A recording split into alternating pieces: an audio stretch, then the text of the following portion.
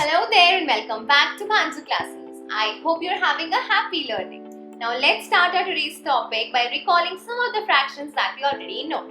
So Jake has got some chocolates for Sia. Now Sia wonders how many chocolates did Jake get for her. So Jake says go and take 1/4 of the chocolates from them. So tell me what is 1/4? Because Sia doesn't know that. 1/4 my dear is 1 out of 4. That means 1 is the part over here whereas 4 represents the whole.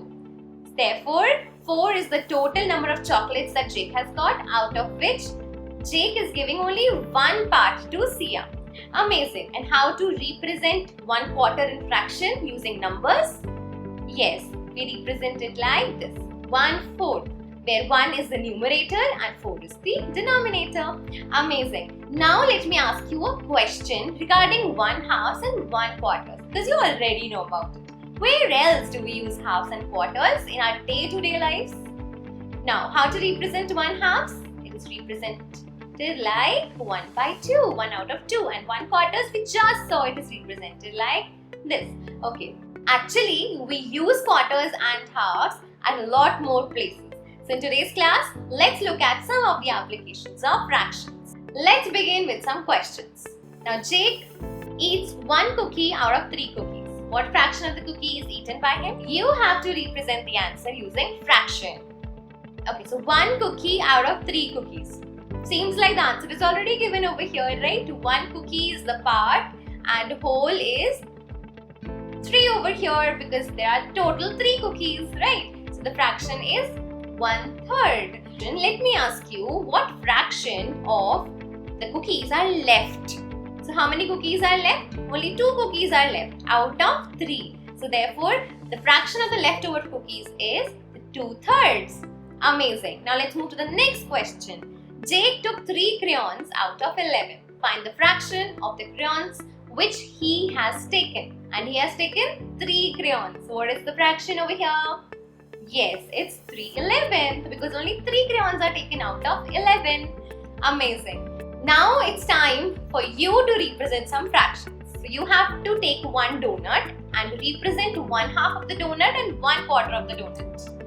Suppose we have 1 complete donut. So in order to represent 1/2, how many parts should we divide it into?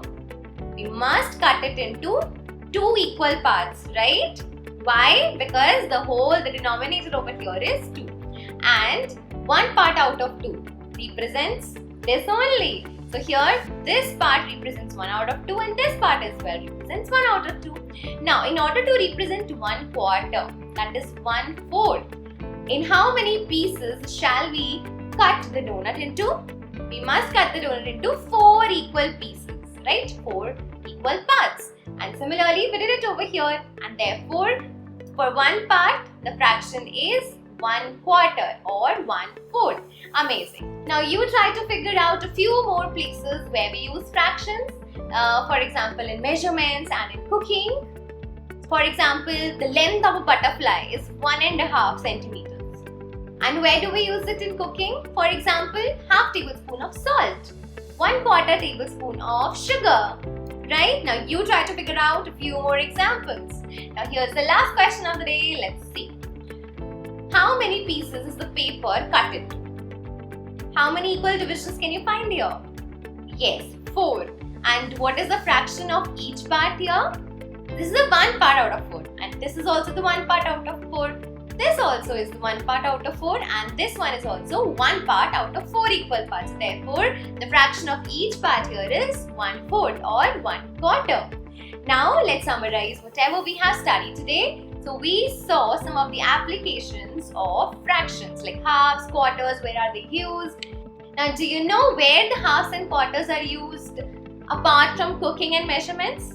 They are actually used in time and money. You spark your curiosity by figuring out where do we use halves and quarters in money and time. Meanwhile, I'm going to see you in the next session with the answers to these questions. Till then, take care. Bye-bye. See you.